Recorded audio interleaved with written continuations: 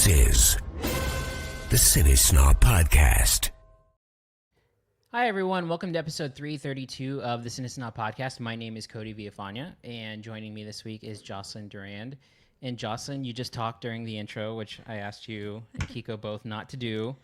You have to give me a heads up about when you're going to start recording. Well, I said, let's start, and then I thought maybe that was going to get the, message across. But now I may have to go in and edit your voice out, and people may hear previously there was a clink of a glass. Now people may hear you saying a certain sentence or something. So But I have a new desk. Oh. I was proud of I wanted you to talk about my new desk, so that's what I was. Okay. I mean, you could put it in the chat. Ask me about my new desk instead I'll do of that next time. talking into a live mic as we're It's starting. not live until the 3-2 go to me, in my opinion.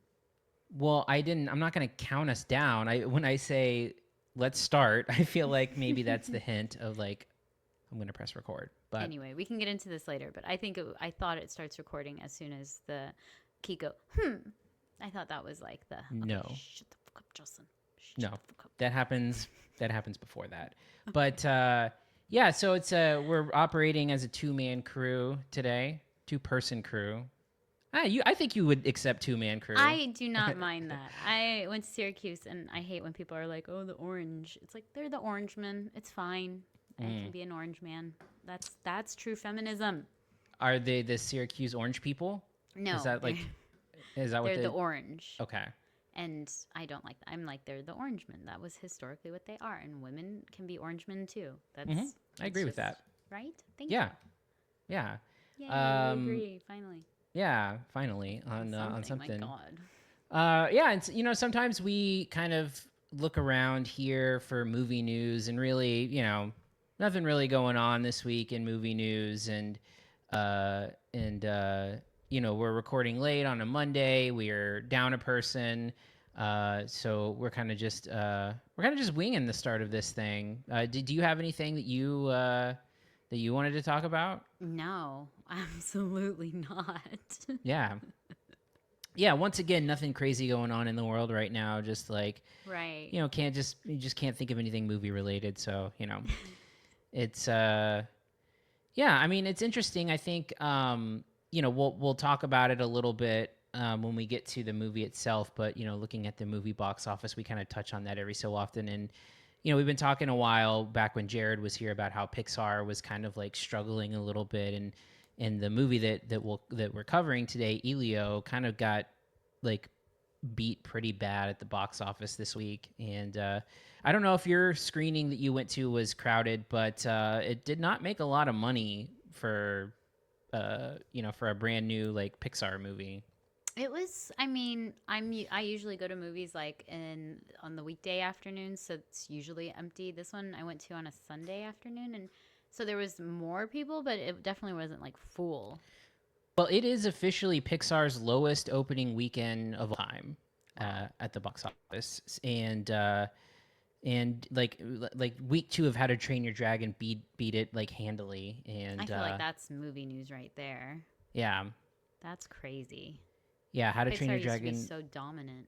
Was number 1 again. 28 years later was number 2. Elio was number 3. So yeah, got beat pretty bad. But in a second here we'll just kind of talk about it. But I don't think I have anything else. It's late, so we're just gonna go for it. Sounds good. Here are this week's reviews. So first up this week, we have 28 Years Later. 28 Years Later is the third movie of the 28 Days Later series, I guess we'll call it. And this is a return to the original writer and director of 28 Days Later, director Danny Boyle, writer Alex Garland, who, both of these men went on after that movie to make, Danny Boyle was already established, but, as we were talking about beforehand, made, Slumdog Millionaire and, my favorite, Trainspotting. Trainspotting was prior to that, but, after this one. After this one, won Slumdog Millionaire won 8 Oscars. Alex Garland went on to, write a lot of great sci-fi stuff. Their collaboration happened in 2002 with 28 Days Later, a movie that I saw for the first time earlier this week. I'm very jealous of you for seeing that for the first time this week. Yeah, I liked it. I liked it a bit. I think that it holds up pretty well. I think that a lot of it is shot on like mini DV cameras and looks really terrible, and I don't really understand why that decision was made because it looks really bad. You know why? Because of 2002. What do you mean? I just feel like they were trying to be like experimental using the things that they had available at the time, and I guess maybe it's about sort of like, I don't know. I'm not going to get into why that decision was made, but anyway, all I know is that in modern day, it looks like shit watching it on a TV, especially in dark scenes and stuff like that. So I didn't care for the aesthetic of the movie on the camera, but I thought it was exciting. I liked the way that it kind of incorporated very human stories. It had some shocking stuff in it, and then I started 28 Weeks Later. Did not finish it, but I watched enough to kind of get the gist of it. Maybe like I think maybe I have like half an hour left in it, but. But this is the team returning after not quite 28 actual years, more like I think 23 actual years. But this film takes place 28 years after the second outbreak, according to Wikipedia. And it is basically taking place in the Scottish Highlands and or no, I'm sorry. I'm reading this wrong. It's still in, it's still, I believe, in the British Isles, and you see a character played by Aaron Taylor Johnson, who has a son,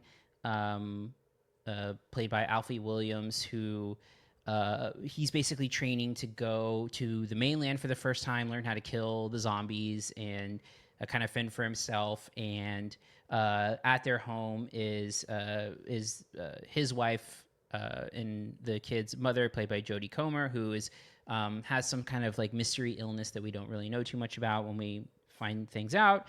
And then basically, we see them on the mainland. We see kind of like how the versions of, the zombies look now, all of these years later. And the story kind of unfolds to where eventually the kid played named Spike, decides to basically try to find an answer for what might be going on with his mother, which sends him on an adventure into the dangerous mainland.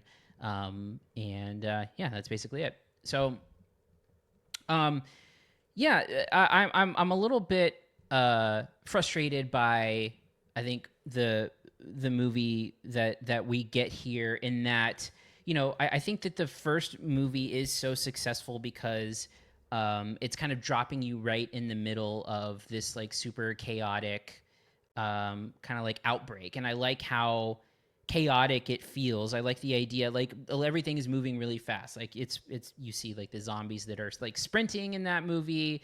There's I really like the way that everything is transmitted, where like if you get a drop of blood on like I think it's like either in your eyes or in your mouth or whatever, you basically become like instantly, which makes sense because it's like a virus. It's not. Yeah. Even Alex Garland has gone on record in saying it's not a zombie movie; it's a virus. Right. Like it's a disease that has infected these people. So that's kind of cool that it's like pathogenic. And it's like instantly transmitted, which is super cool because you have like a couple of seconds before the other, the person who gets infected is like coming for you. I like that it's like puking blood and stuff. It's got a cool visual style to it. And, I feel like this movie doesn't really, 28 years later, doesn't really sort of like expand upon like that lore all that much. You get to see that, the main thing about this is that like there's some sort of like mutation that have formed what are called alphas in the movie, which are basically sort of like bigger, stronger, faster versions of, these zombies. And, I feel like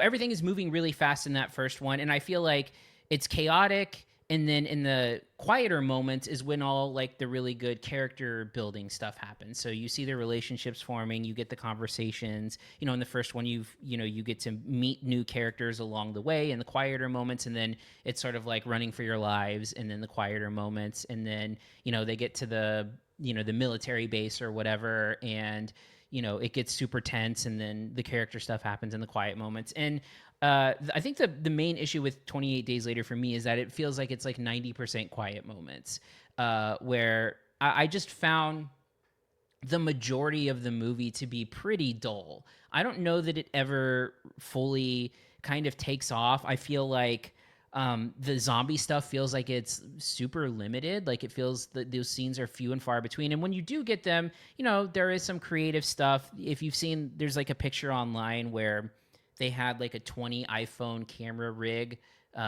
shooting this movie, and sometimes when they do some like zombie kills in the movie, they operate that sort of rig where it's almost like the sort of like bullet thing from the Matrix, where you see one 360 view. Yeah, basically. where you see one view and then it'll like shift over, and like that kind of stuff is cool. I like that Danny Boyle has been known to be kind of like experimental in his visuals, and that's a nice kind of added bonus to it. But really, I mean, to me, the zombies don't feel as like threatening. It doesn't feel as chaotic. It doesn't feel as tense. And a lot of these moments of the movie are just sort of like that quiet character stuff. And I just don't feel like the narrative here is super compelling. I mean, really what it boils down to is a kid trying to find...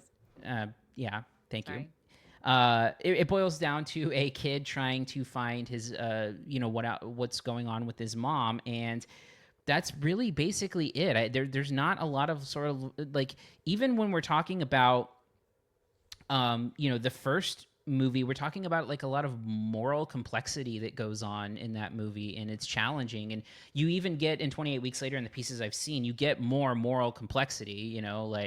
There's a scene where like Jeremy Renner in that movie is on like a rooftop, and they're trying to like kill the infected, and then eventually they go to a mode where they're just like kill everyone, and they're literally just picking people off, zombie or not, on the roof and stuff like that. Like even stuff like that is like morally complex, and I don't feel like this movie really provides any of the moral complexity.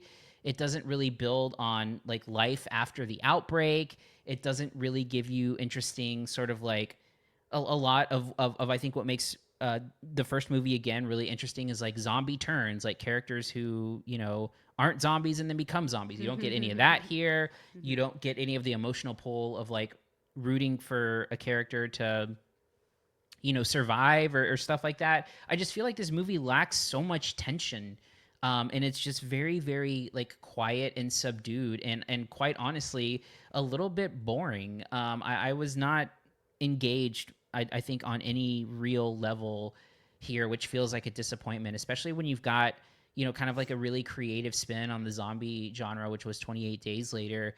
And this just sort of feels like, it doesn't feel like it's connected to that movie at all. This just feels like a very generic sort of like put this sort of like rescue kind of get to safety story in the middle of, some very generic naked zombies. Which I don't remember the zombies being all naked in the first one, but maybe I was just... Well, we read an article about that, Cody. Yeah, that's right. They explained about it. Oh, okay. Yeah, I just saw the headline of that article. I didn't read it. Oh, no, I read the whole thing. Okay, the whole thing? We'll talk about it. Yeah. I'm sure. But that's the news we should have started with at the top. Yeah. So yeah, for me... about zombie penis, everyone. Yeah. Well, okay. Yeah. So anyway...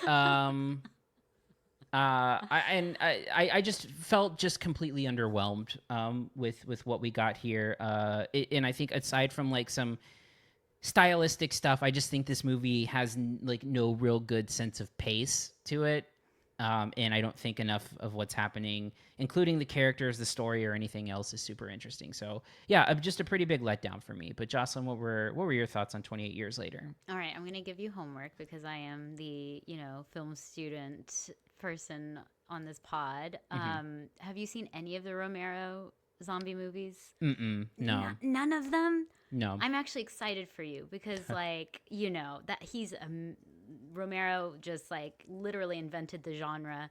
And, you know, you think that it's going to be like, you know, just people, you know, zombies eating people. And it, like, Night of the Living Dead, first of all, is your first homework assignment. It is one of the most beautifully shot movies you'll ever see. It's like black and white, and it's like it uses shadows, and it's just like gorgeous. And not only that, but it's like a huge metaphor for like race and like all these other undertones where you're just like, what? How did he make this like incredibly like philosophical movie about zombies that's also incredibly beautiful? And that's why it's a classic. And then of course you get Dawn of the Dead, which is the only other Romero I've seen the original and the remake, which is about like consumerism and people being zombies of like consumerism and capitalism, which is another just like, this is why George Romero is like the cult classic that he is. He can take these ideas and really apply them to these horror movies that are just fun and actually like really intelligent. So I feel like zombie movies are best when they have that sort of larger metaphor to them, that kind of plays into like why this mindless feeding is going on. And I feel like the original 28 Days Later did that, where it's like about how quickly the norms of society break down, basically, like literally 28 days later, and everyone's just like, you know, killing each other, like you said, randomly, and like societal breakdown, basically. So that's what I really look for in a zombie movie. I want to see something that's not just like people eating brains. And I think I've been spoiled because that's what I think most zombie directors know that they need to do. What I think happened here is Danny Boyle really tried to do way too much.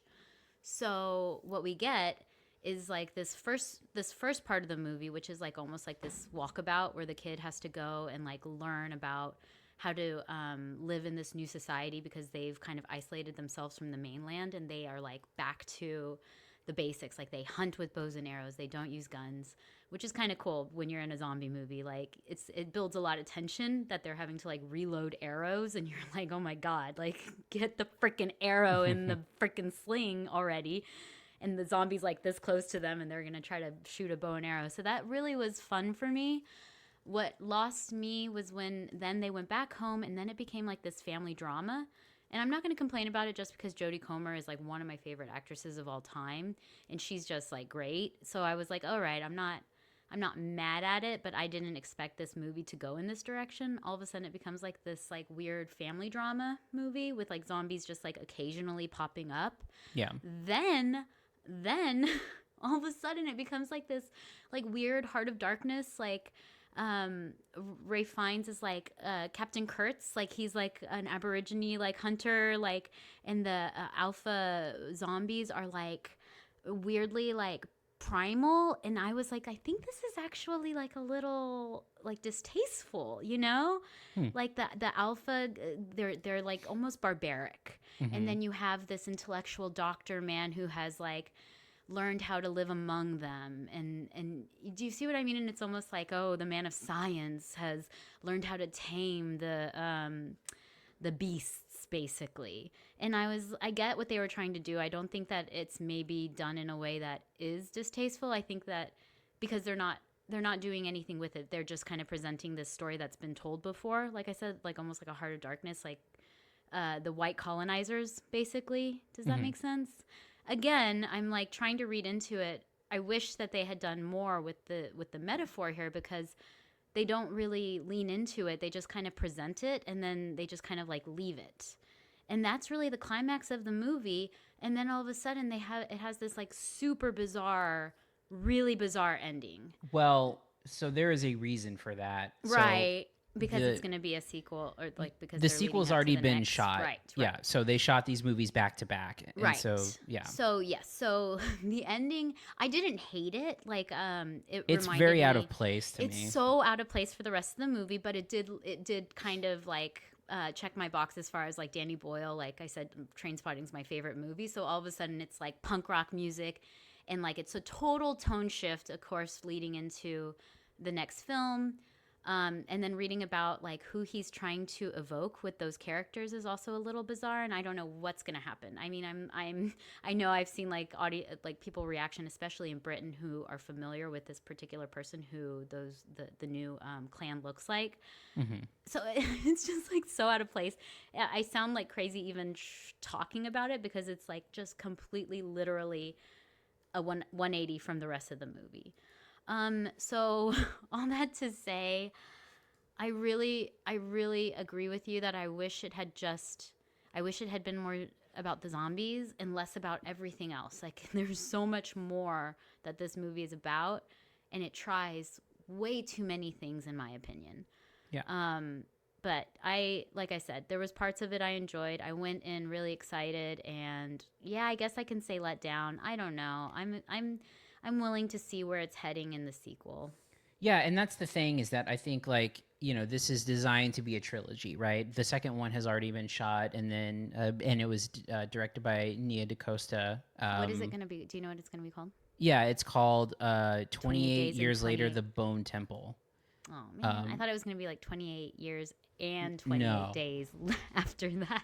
No. So they shot those back to back, and then apparently Danny Boyle's going to come back and shoot and make the third. Okay. But for me, I just don't think that I don't care. Like, I just don't really care about what is happening here. Yeah. And I feel like, again, and maybe it doesn't have the same benefit of the novelty of, like, the look of the zombies or them running or the way that it spread or the red eyes or like kind of doing different stuff that the original did where it really stuck out. Mm-hmm. But again, these zombies are just like background dressing in a lot of these cases. They're not really all that, except for the alpha. They're not intimidating or scary.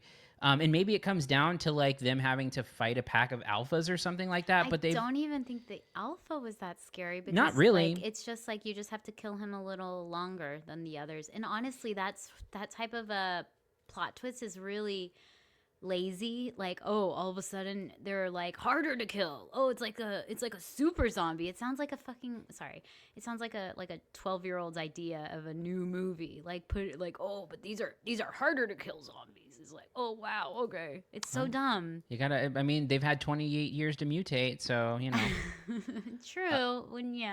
Yeah. So. There's that, but. Yeah, so we'll go ahead and get into final thoughts and grades on this one. So, yeah, for me, I mean, I think it especially when comparing it to the original, which it's a sequel, you probably should.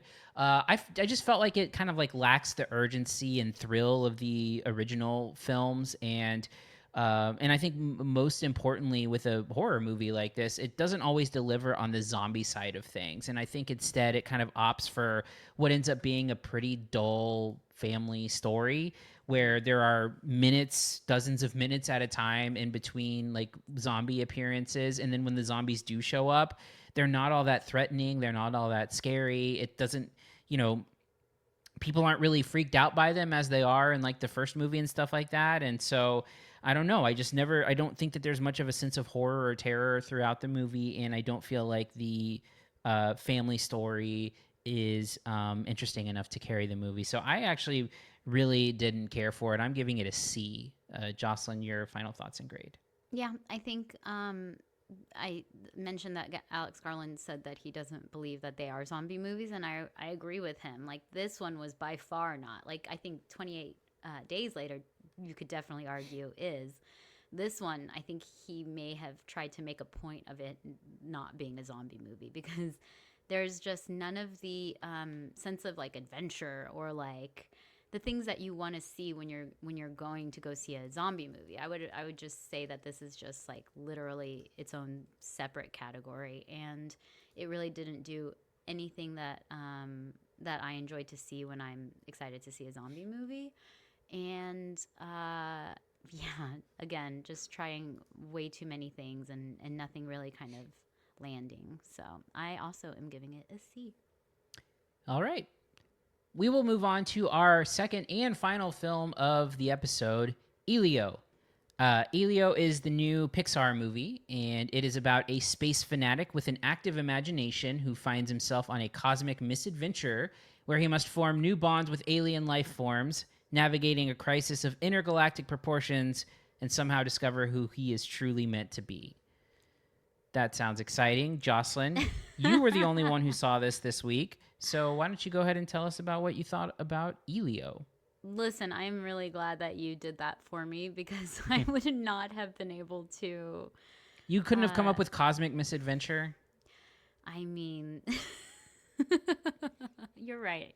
Maybe I could have. I don't know. It's a bunch of gobbledygook in my opinion, like as far as like aliens and outer space and what's going on here. I prefer my Pixar movies to be grounded in reality. I realized that as I was watching this movie, which sounds kind of like grown up of me, you know, like it's not for you, you grown up, but still I really do prefer when it's like an easy concept. Like it's like, oh, Toy Story, the toys come to life and the kids love that. Like how much better is that? You know what I mean? So you're not a fan of this sort of like Inside Out or... And I thought of that. I think Inside Out is still grounded in like a reality because it's like a person's emotions, you know? But I also agree that yes, that wasn't, I really do prefer when it has more realistic sort of tendencies. But I will say Inside Out is where I would like say that was okay as far as the line goes for the sort of imagination. What about Soul? We did that on this podcast. I thought it was a beautiful movie. I really loved like the music elements, but again, no, not into the sort of like existential Pixar movies. I think Up does a great job of bridging that gap where it's like it has an adventure and it has like this, you know, weird, bizarre things, but it's still like, you know, they're just supposed to be in South America or wherever they are. It's still on this earth. So I guess what I am trying to say about this movie is that it's just a little too fantastical, in my opinion. So Elio is an orphan, which also I felt bad for having qualms with. But I've heard other critics talk about how they also, and so I feel a little better about it. I just feel like, my God, why can't any Pixar or Disney character have parents who are living? Like, I feel like that's always... It's like the recipe for creating a character is like, oh, first of all, no parents. Oh, okay, like great, like copy paste, do it again and again and again. And I'm getting kind of sick of it, frankly. So anyway, so he is an orphan. He's being raised by his aunt Olga, who is in the military, and so we get a little like, of course, so he wants to be taken away by extraterrestrials. He eventually gets that opportunity, and then he pretends that he is like the ambassador of Earth, or they assume that he is. So he kind of takes on that role, and then he gets into like he has to do conflict negotiation with a sort of warlord, like a warring intergalactic entity. Okay. And I feel dumb even talking. Who is actually a worm inside of a military armor, and this particular species. Once they reach a certain age, they have to get their like military armor that encapsulates their like soft gooey worm inside, which is like, come on, like. You had me at soft gooey worm. I feel so dumb talking about this. Listen, I took my kids. They enjoyed it.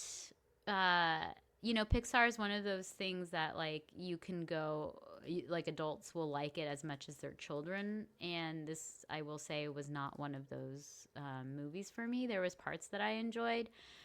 There's, like, a scene where Elio is, like, flying a spacecraft, and they're having to, like, dodge all of this, like, space debris. And I thought that was great. I was like, more of this. Like, why was there conflict negotiations between, like, warring cosmic factions in the beginning of this children's movie? Like, more flying freaking airplanes around space debris, please. America Ferrera, you know, my favorite actress is in it. And I was actually a little disappointed by the voice actors, because I think that's also something that I really enjoy about Pixar movies is I love to, like, try to guess, like, who it is, you know? I'm like, oh my God, who is that? I know that voice. And, you know, of course, like, they have some big actors who have done voices. And here it's, like, literally, like, Brad Garrett and, like, America Ferrera. And that's, like, kind of it. So I was a little disappointed. Throwing shade at Brad Garrett. I'm just saying, catching strays. Like Amy Poehler is joy, you know? Like, they've gotten, like, I mean, Tom Hanks. Come on. Okay. I was almost gonna You don't say like Brad Garrett. That's fine. Listen, I have nothing. There's nothing wrong with Brad Garrett. You almost called him Bad Garrett. It sounds like you do have something against him. I almost called Tom Hanks Tim Hanks. I just feel like I'm rambling about this movie. So anyway, I don't think it's good. Just a funny side note. There's a part, so they make a clone of Elio to be back on Earth when he's in outer space, and the clone is a blob, basically, but he's very good at being Elio, and he's, like, trimming a bush, and he chops off his finger, and is like, oh, no, and he just, like, picks it up, and no one sees it, so it's like, okay, and I was like, ooh, that was kind of, like, not good for kids, Yeah. And my kids didn't say anything about it, and then we were driving today, and my 3-year-old is like, Mama, the little boy's finger got cut off and it was okay. And I was like, from the movie yesterday? He was like, yeah. Like, crap. Wow. I was like really hoping you didn't notice that part. So anyway, yeah. That wasn't very child friendly in my opinion. Well, I just want to say that you are saying a lot of things about the voice cast, and you did not mention that Academy Award winner Zoe Saldana does a voice. I apologize. And Jamila Jamil, who is one of my favorite people in the world, so she is also in it. But who does Zoe? So another problem with the movie is like the names of the people are so ridiculous. It's like, who does Zoe Saldana play? Wait a minute. What? America Ferrera was supposed to be in the movie, but Zoe Saldana actually does that part. Oh, interesting. That's weird. Okay. So Aunt Olga is Zoe Saldana? That is correct. Okay. Well, they sound extremely alike because as soon as I heard it was America Ferrera, it was like all I could imagine. And the character, that's why. The character looks a lot like America Ferrera, so I think that's probably what happened. Why did she back out? Well, let's see. The Wikipedia says that the character was rewritten with Ferrera leaving the project due to scheduling conflicts. Ah, of course, the good old scheduling conflicts. She was like, this is a piece of shit, and I don't want to do it anymore. Damn. Tell us how you really feel. Listen, as far as like Pixar movies go, this is definitely not one of their best, and I'd put like 20 others ahead of it. All right. Well, then why don't we go ahead and get to your grade? Sure. What do I want to say about Elio? Like I said, I feel like it had moments where it was really kind of checking all the boxes, but they were really few and far between. There wasn't a lot to go on. Again, I just can't get over like the conflict resolution of like intergalactic, like that's just so boring. It was like literally like the UN of galaxies. And this is a children's movie. So more adventure would have been nice. And it was really, I think, a mid-tier Pixar movie. Oh, grade. Yes. I'm doing a C. 2 C's. 2 C's today. All right. Well, that is going to do it for this week. Next week, we have some theatrical stuff coming out. We have F1, the new Brad Pitt racing movie. We have Megan 2.0 that comes out. Oh, nice. And then we also have, if we have time for it, an A24 movie that I saw at Sundance called Sorry Baby. Probably one of the buzziest titles from Sundance. Which one is this? Is this the one with Jennifer Lawrence? No. No. This is a movie that was written, directed, and stars someone named Eva Victor. Okay. And really sort of it was the talk of a lot at Sundance. I saw it. But is there spoilers? Is that why you're being coy? No, I just don't want to like tip my hand if we end up talking about it. Okay. I want people to listen to the show. Mm-hmm. I mean, I can't give it all for free right now. Yeah, no, I got it. Don't you know how these things work? You have to like. No, I don't. Okay. As you can tell. Well, the way that it works is that you want people to like, watch or listen, so you don't tell them how you feel about next week's episode, because then why would they listen, right? I got it. Okay. That's very accurate. I get that now. All right. Well, good. Well, then if you want to reach us, look up CineSnob on all social media. Follow us on Instagram, TikTok, X, Facebook. Subscribe to us on YouTube. There's a lot of content there. I don't think we have. Oh, actually, we do. So I'm looking at the YouTube channel, and Kiko put interviews up with Bryce Dallas Howard, Orlando Bloom, and Nick Mohammed, as well as a couple of people from a movie called Diablo. And those are available on our YouTube channel. Anything to add, Jocelyn? Nope. Okay. Thanks for thinking about it. On that note, thanks everyone for listening. We'll see you next time. Thank you for listening to the CineSnob Podcast. To read reviews, interviews, and more, visit cinesnob.net. See you next week.